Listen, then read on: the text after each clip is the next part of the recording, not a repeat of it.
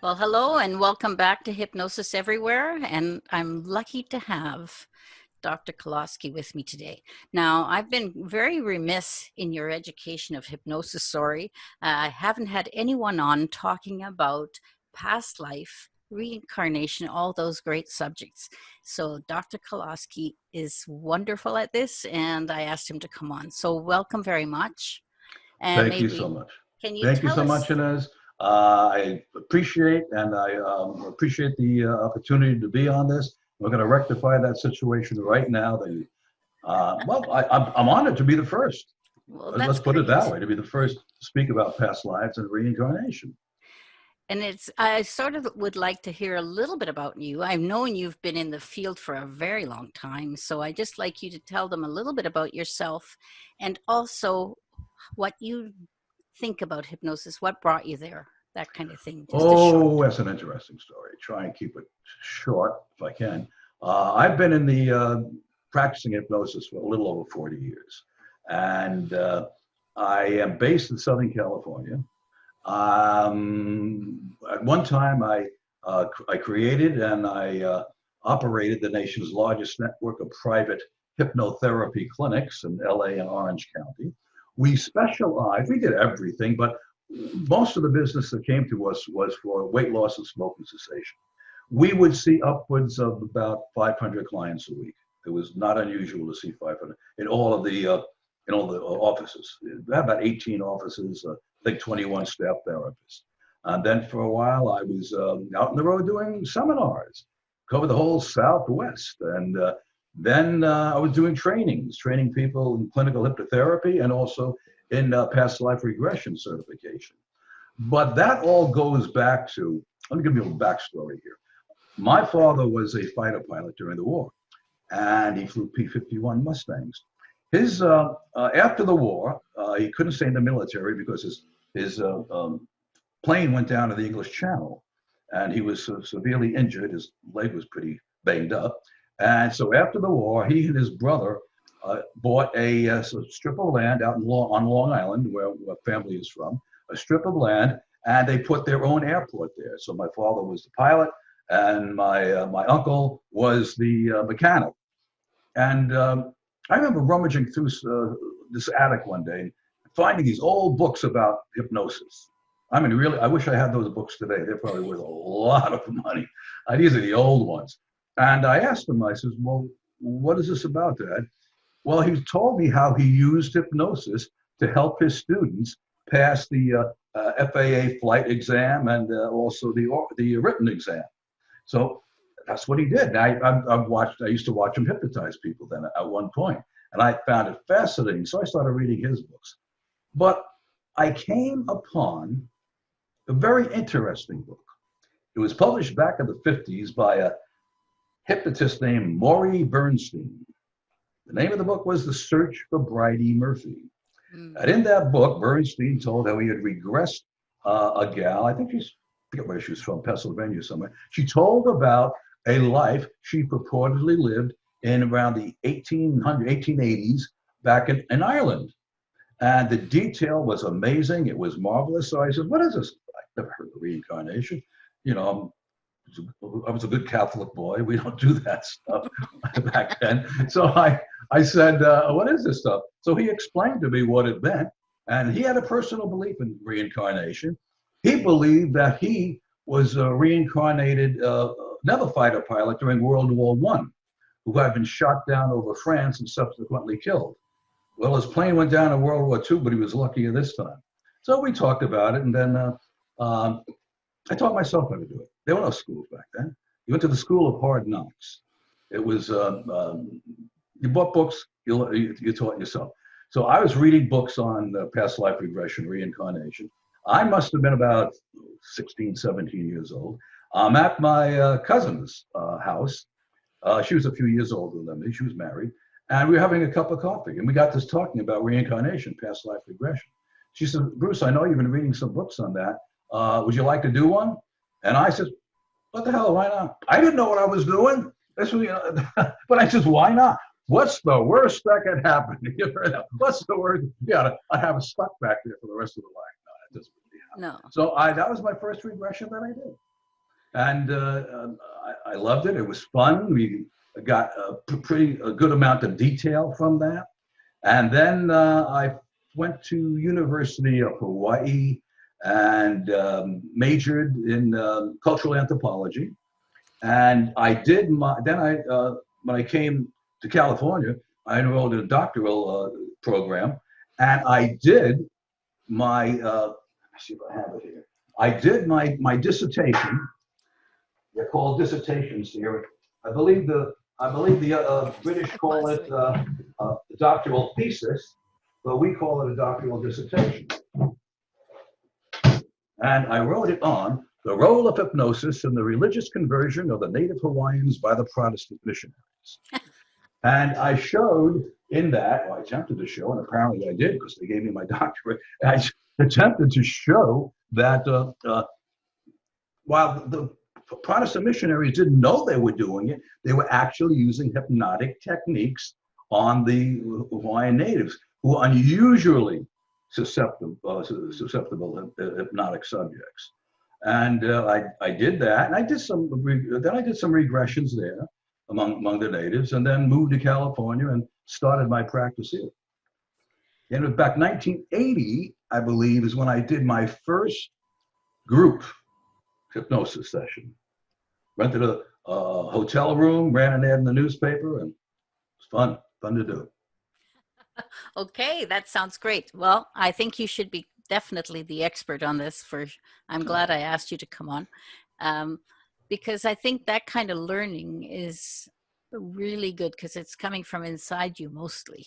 Absolutely. Right. I had some marvelous mentors along the way, but a lot of I went to school. I put the cart before the horse. I was going to school for my doctorate where they were teaching hypnosis, but I had been doing hypnosis before that. So as I said, I really put the cart before the horse. Sounds good.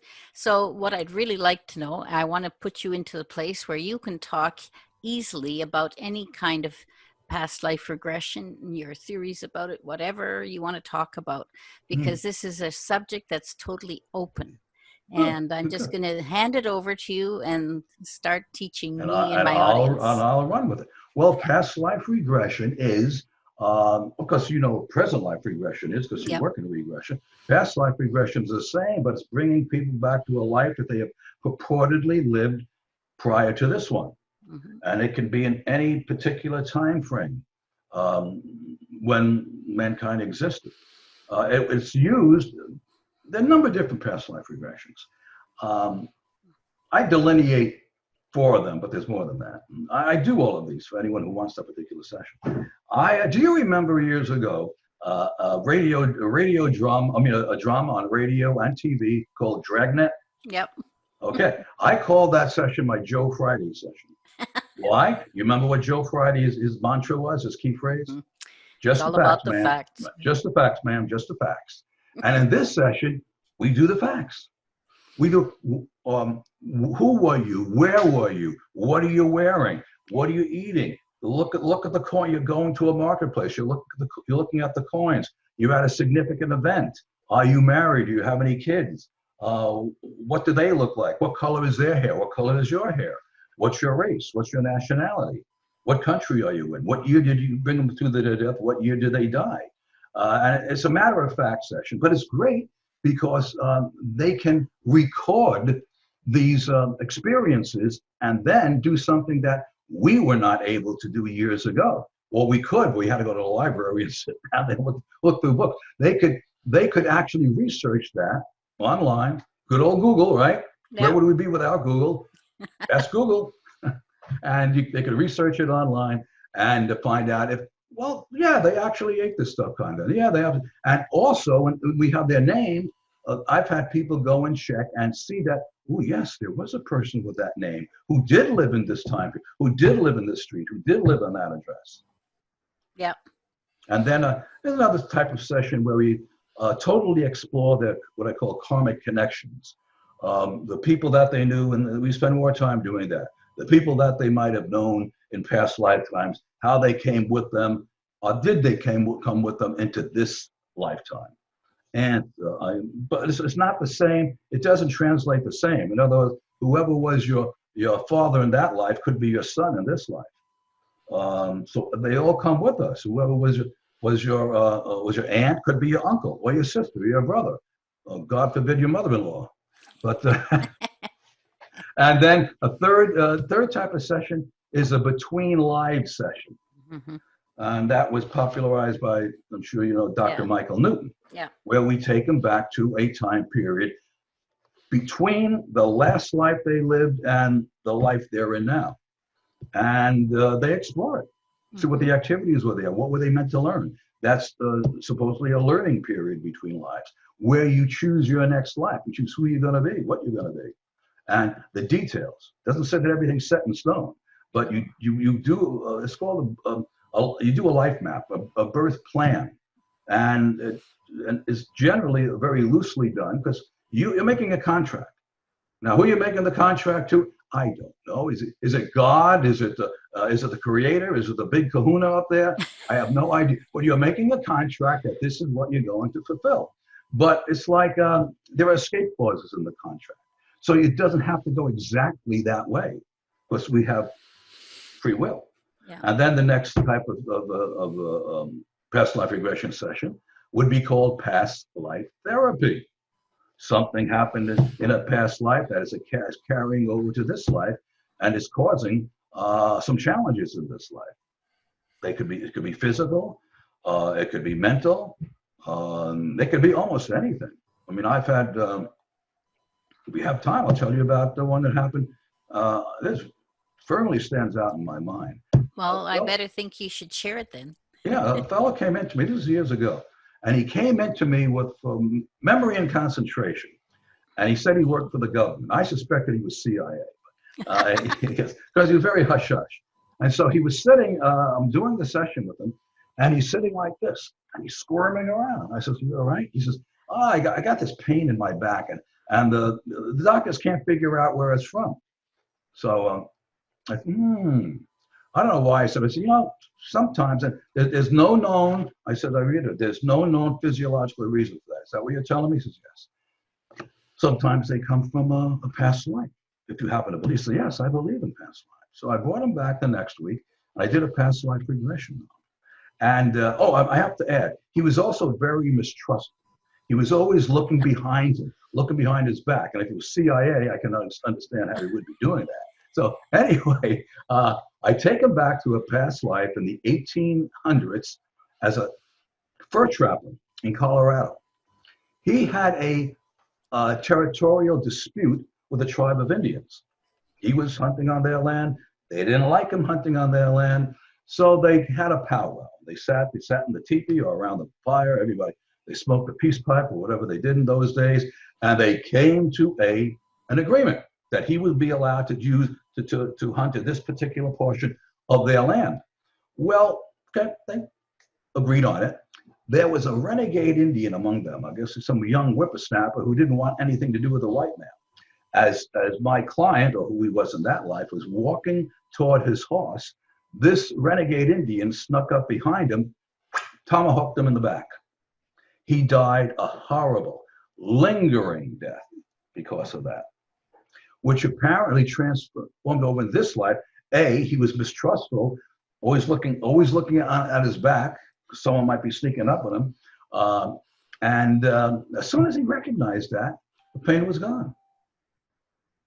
So that was an interesting one, very interesting one. Sounds good to me. I mean, I've had some spontaneous ones that happen in the chair when I'm working, but haven't done a lot of detective work within. It's usually just cleared up and move on sort of thing. Yeah. So I'm really interested in those aspects of, and we've only got a couple minutes left, but on this section, believe it or not. So maybe I'll just, maybe you can just tell another story, and then when we come back, we can get into all kinds of other aspects. We'll do that. I was teaching a class where I teach people how to do what I do.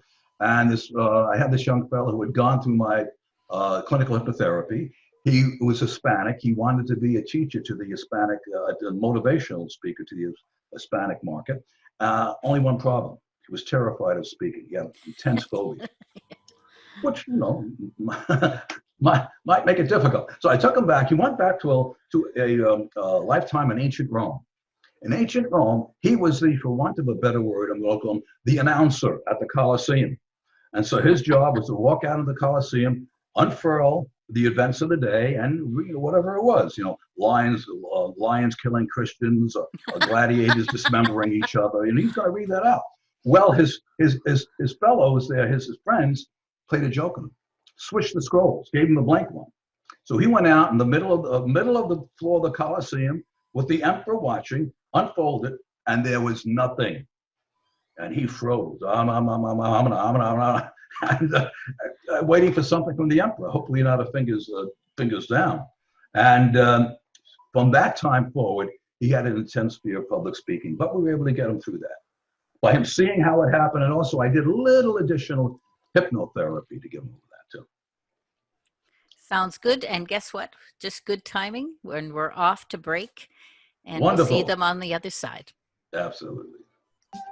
Well, welcome back to Hypnosis Everywhere. We're talking about reincarnation and past life therapies, past life sessions. It's great. And I'm already asking Dr. Kaloski right now, I'm going to ask him where, with all the experience he's had, where the theories came from and what his aspect of understanding the process of why we're here. Let me That's a small question, just a little one. That's a good one, but I'm going to supply it with a caveat before I begin. Everything I say is based on our current knowledge of past lives, matter spiritual. That doesn't mean these things can't change. What I espouse today in several years may be eclipsed. So always, whatever you hear, whether it's from me or from anyone else out there, listen to it. Believe it if you'd like, but take it with a grain of salt, and realize that sometime in the future, other more viable theories may come along. Well, the theory. I really love that because it's so right on. I always say, be open to possibility, but don't shut the door. Exactly. Newton gave us a way to look at the universe. Valid, still valid today. Einstein gave us another way to look at the universe, still valid today. Stephen Hawking gave us another way, still valid today. So, and they didn't supplant; they just integrated with the other theories. So the theory behind reincarnation is that our souls are meant to evolve and to grow, and over successive lifetimes through successive stages called soul evolution. There are stages of infant, baby, young, mature, and old. And this could happen over thousands and thousands of years. And we progress through these. And it's analogous to how you raise a child. They have their own characteristics. As they say to you, that person's an old soul. They might be. They usually tend to take things very easily. They've been there, done that, got the t-shirt. Okay, they've been through all of it over their lifetimes. And they're getting ready to, close out the book, so to speak, and maybe join in union with the creator. Or maybe they're going to decide, I had a ball. I want to do it all over again. These are options that are open to them. There's very much a loose options, apparently, on the other side. And we're not meant to suffer for things that we did in previous lifetimes. So, and it's not always a one-to-one correlation. Okay, if I killed you in a past lifetime, does that mean that you're going to kill me in this lifetime? No, it might mean, but killing you was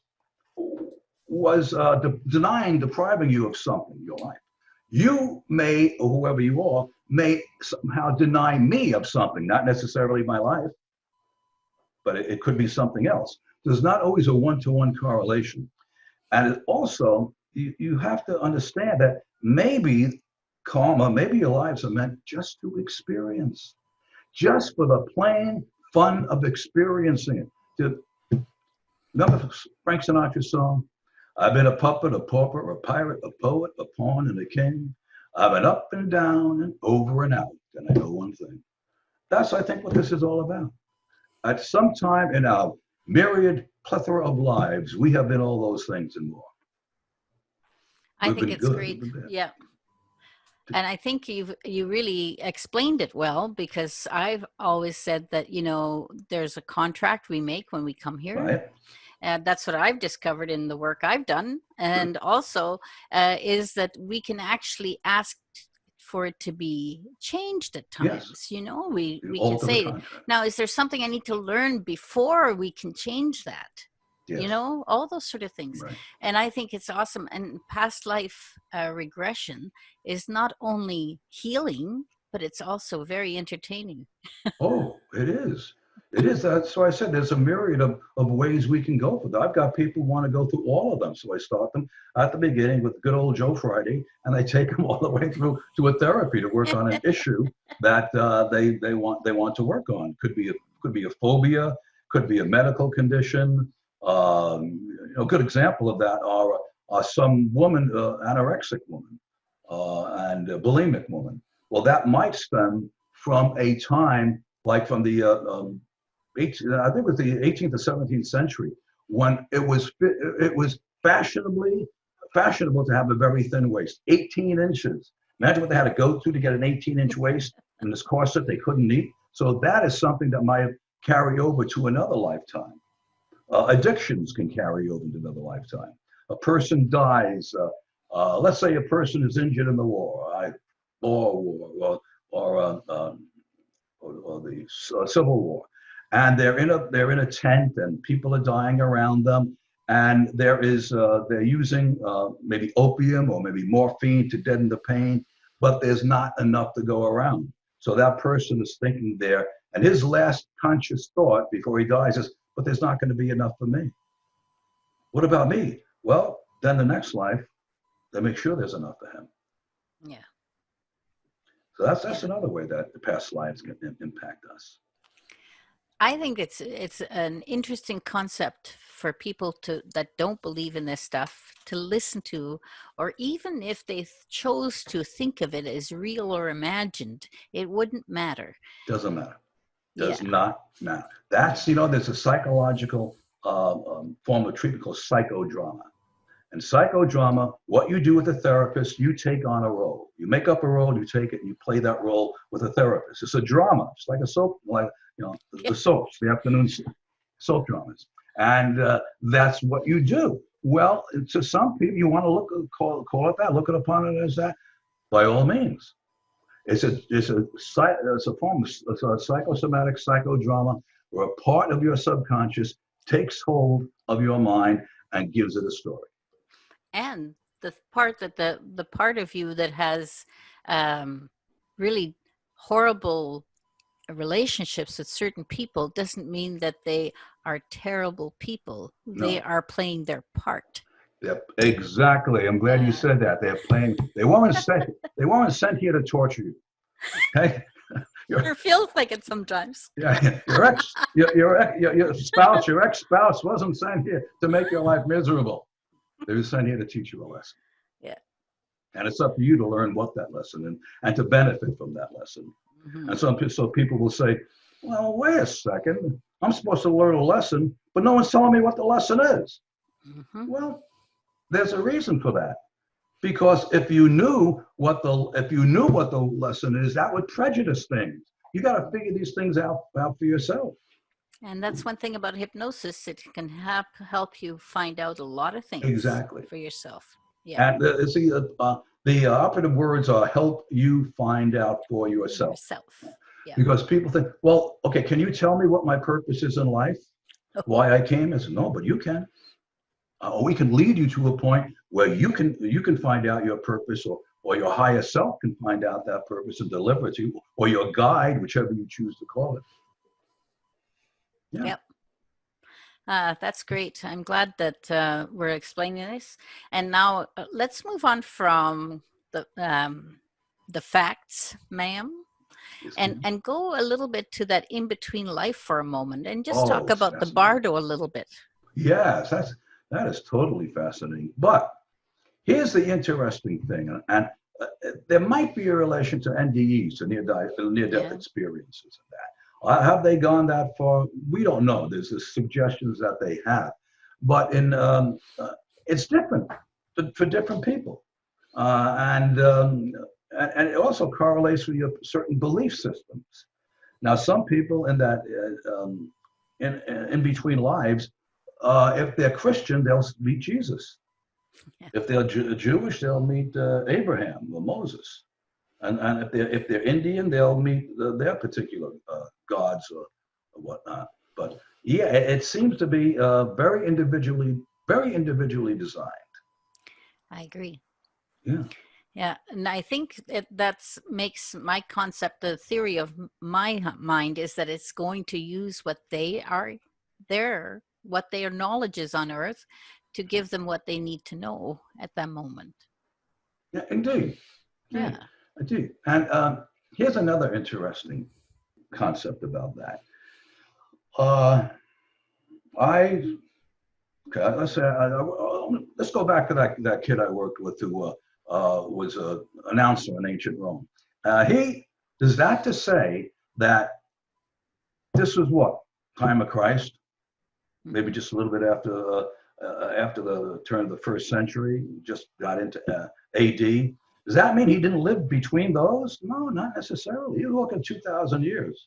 You know, what was he doing for 2,000 years? Playing tiddlywinks and the great beyond? No, he almost surely lived other lives, but many times it's what's going on in this life that triggers, and we as hypnotherapists know what that means, triggers a memory of a past life before that. Use this. Let's use this as an analogy. On my desk here, I've got a whole bunch of quarters, and they have different dates on that. Let's say these quarters, some of them are pretty old. They're going from 1800 up to the year 2000. And I go like this, and I knock all the quarters off the desk. And they go spinning around the room and falling all over the place. And these quarters is an analogy for past lives.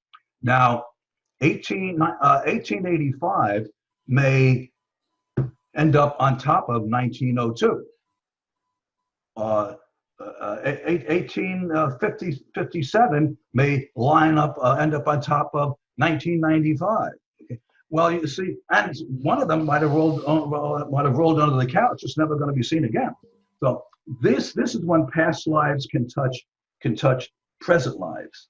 So something that happened, and here's an interesting thing. What happened to that fellow who had that phobia? He was about the same age in this life as he was in that life.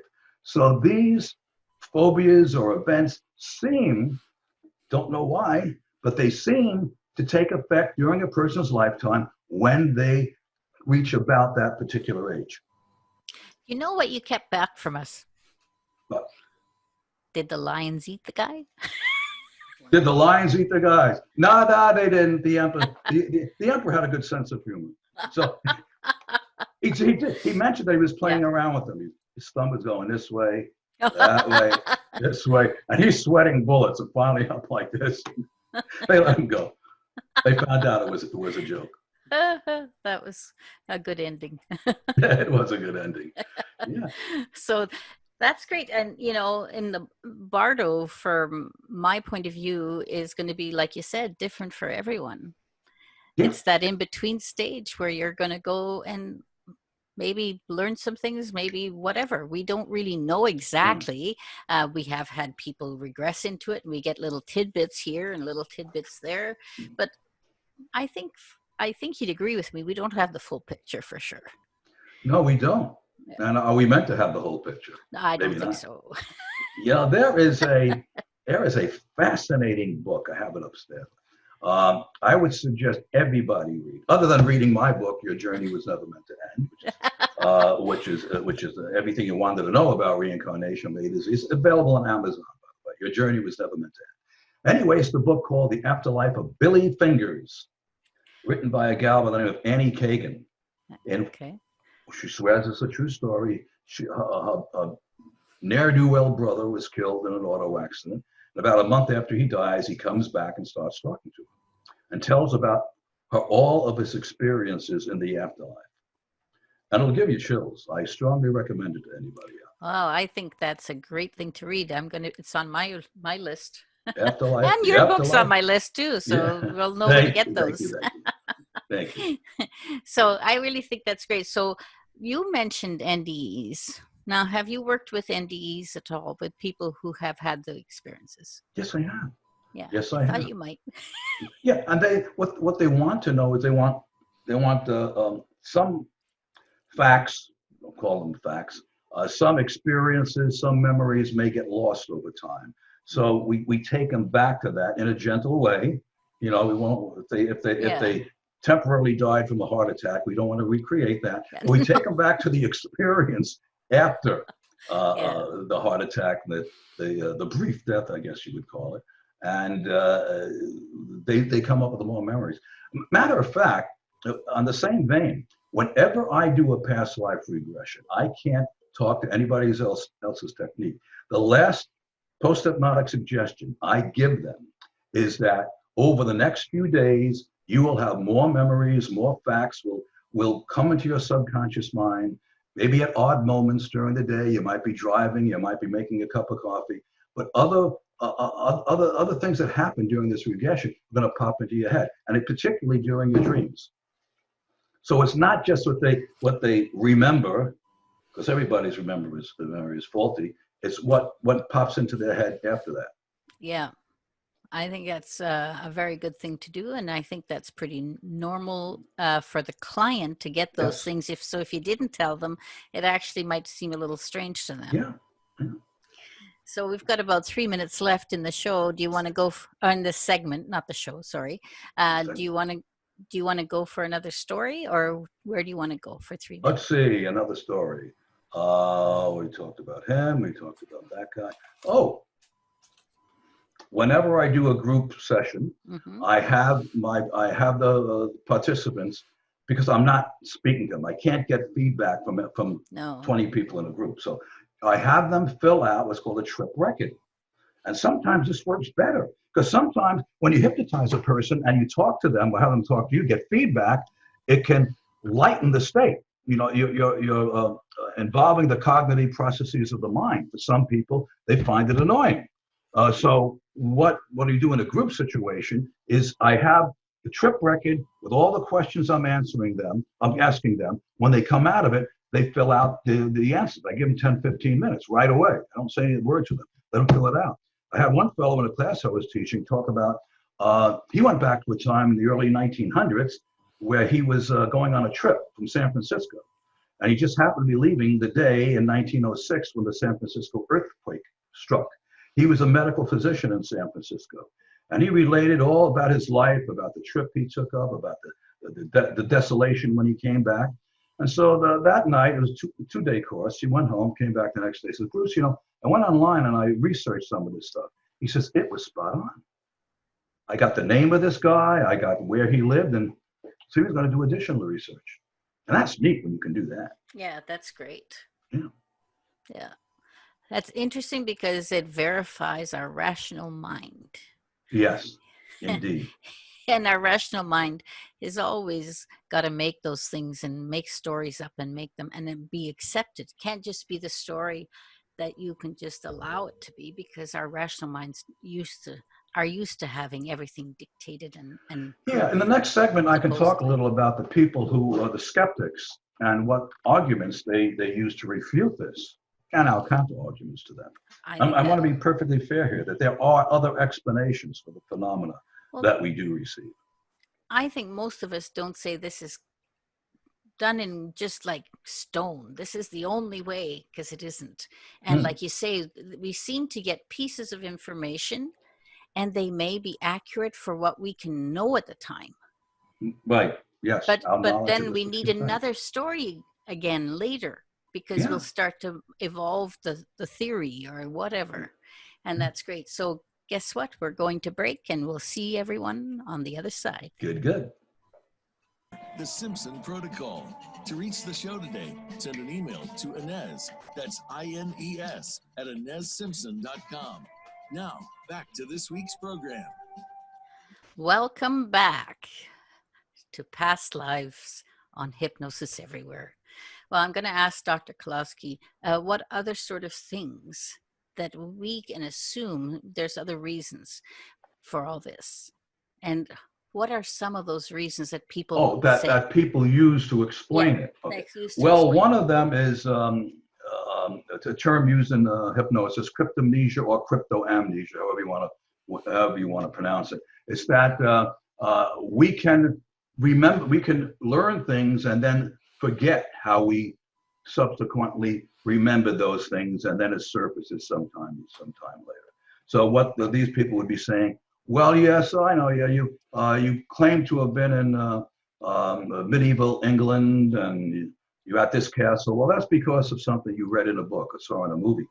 Well, that's okay. That's valid. That's valid, except when it is so detailed. Except when the person who has never been to that castle can tell you, yeah, if you walk down the main hallway, make a left, and go walk a little more, make a right, you're going to see a knight in shining armor standing there. And they give you things that there's probably no way that they could possibly have known that. Right? It's just too vivid. The details are too vivid and too defined. Just got too many details. And the other thing they also say is, it's just made up and it's all that. But like you say, when all that details there, and I also think when you're doing it and the person's in it, they definitely seem to believe it's a reality. Yes, they do, because they are partaking of the experience. Yeah. They're not. It's like when you do regressions, it's called a regression and a revivification. Yes. And we as hypnotherapists, we might have learned that back in school, but we very rarely use the terms that, except that we're teaching it. Yes. But many times this is more of a revivification than a regression. But Yes. everybody understands the word regression. Yeah. And, a memory in ourselves, it changes every time you look at a memory. Every time you look at a picture, it changes a little bit. So we know that if we go into a past life, you're going to see it from whatever aspect you're looking at it from at this time. There's some people who believe that everything that has happened is somehow out there in the ether, like radio waves. Yeah. And we're kind of picking up on those radio waves when we do a past life regression. We're picking up on the Akashic records, or who was it? Not Freud, Jung. Yeah. Talked about the collective unconscious. Yeah. That we all filed that into one. That's a possibility. And for me, that's a definite possibility. It didn't really happen to us, but it happened, and we're picking up on that. And what do you say to people that say, well, that past life regression stuff is just baloney. They all want to be Cleopatra. They all want to be.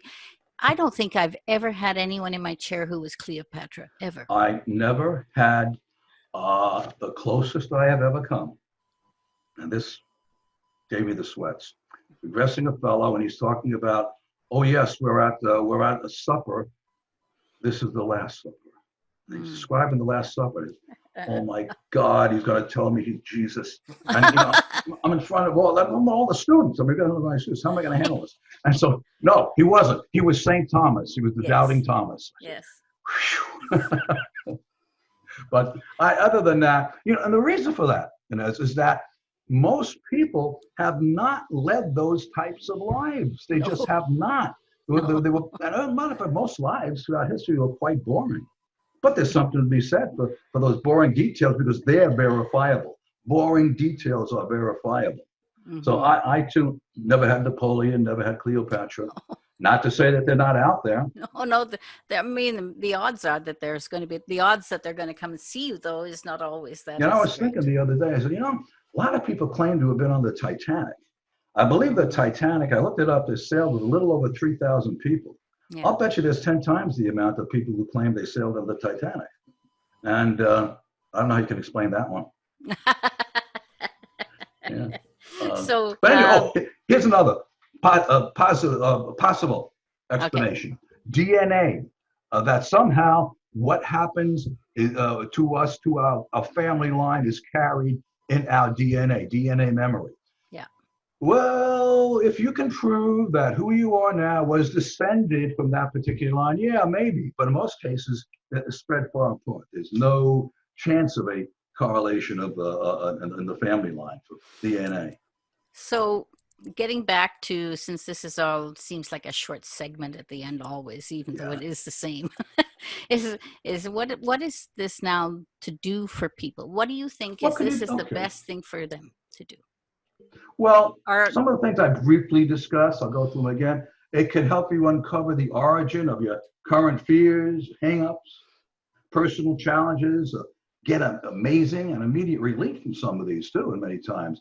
You can find out if you share the previous lifetime with your mate, your relatives, your friends. And if you did, what lesson were you meant to learn during that sharing?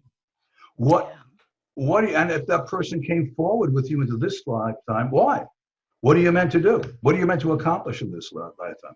Or what are they meant to teach you? What are you meant to teach them?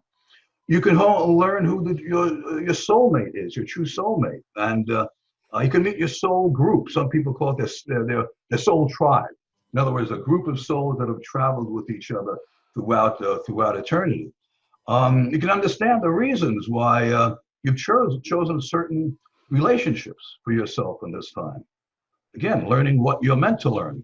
You can learn how to create major changes in your life by discovering who you were in a past life. You have talents and abilities that you could have carried with you over those past lives. Now, I'm not saying that you're going to be a concert pianist, but I can, for me, the extent of my piano playing is chopsticks. But I've had dreams about sitting down at the piano and playing. So maybe I did in a past life way back when. And you can technically or theoretically bring those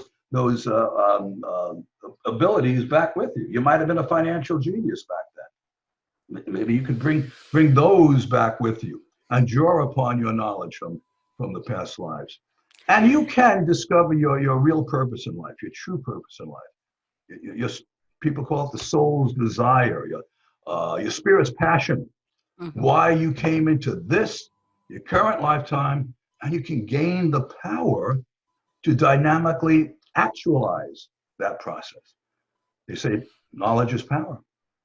Now you'll have the knowledge. You can recall, briefly touched on this, power, skills, abilities that you learned in previous lifetimes to bring greater creativity, fulfillment, passion to this lifetime. You can expand your awareness, sharpen your senses. And here's the main thing, main item on the menu. You can remove blocks, clear your karma, lay a solid foundation for success now and in the future. You are not a victim of your karma. You can change your karma, and you change it with intent, to have the intention of changing the karma. And if you remember, Dr. Wayne Dwyer was very big on intention, and I believe it translates over to this too. Yeah. Teach you. So what I was thinking too was Mozart. He was 4 years old when he started playing piano. Yeah. There's all these people that have done things very early on in life. Now, do you have a tendency to believe that has come in with them? I do. Yeah. I do have a tendency. Yeah. And it happens in many different ways. Yeah. Two of the people that did some very solid research on this, because they didn't use hypnosis. And some people look askance at hypnosis and say, you're leading the witness. Well, you can't if you're not doing it right. Yeah. But these are spontaneous memories. Yeah. There's one fellow who is 3 years old. He was a whiz at baseball. Turned out that he was the reincarnation of Lou Gehrig, which was the famous New York Yankee first baseman. And he knew things that he should not have known. Remember this case. Not have known.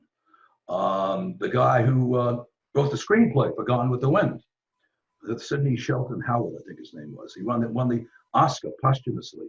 One young fellow claimed that told stories about him. Now, the interesting thing is when it happens to kids, they have those memories about 3, 4, 5, 6. Then by 7 or 8, they're gone. They forgot all about them. Yeah. So. Yeah. I think it's pretty interesting. And there's been quite a lot of research on kids and past life. Dr. Ian Stevenson, was it Ian Stevenson? Ian Stevenson at the University of Pennsylvania, Department of Psychiatry, and his his the guy who took over from him, Tucker, Mm. Robert Tucker, and they both did some marvelous investigations here in the United States and in India Yeah. Yeah. about the young fellow who was shot down in another life, was shot down in the Pacific.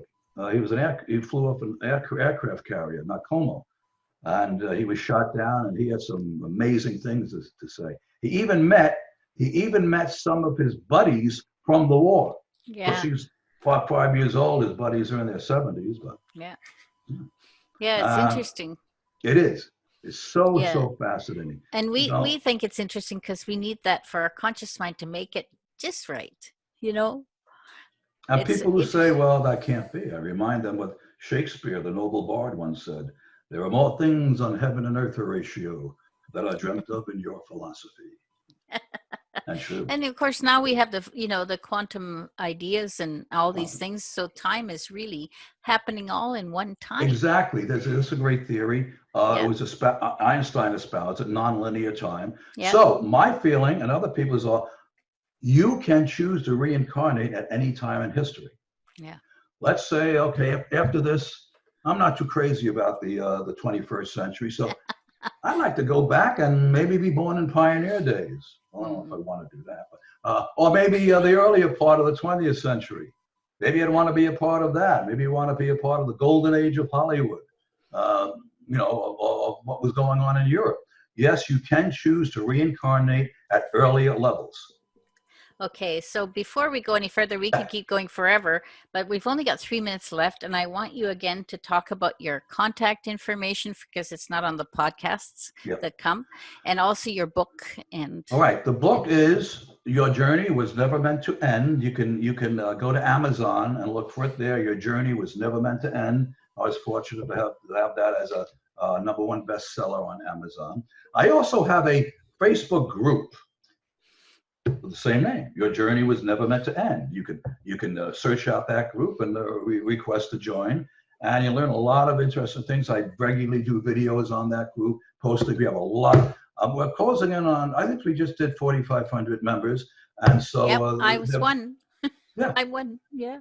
Yeah, we just passed it, and we have some very great people who are getting a lot of content on that, and I kind of just put it up there, and I sit back and let it run itself.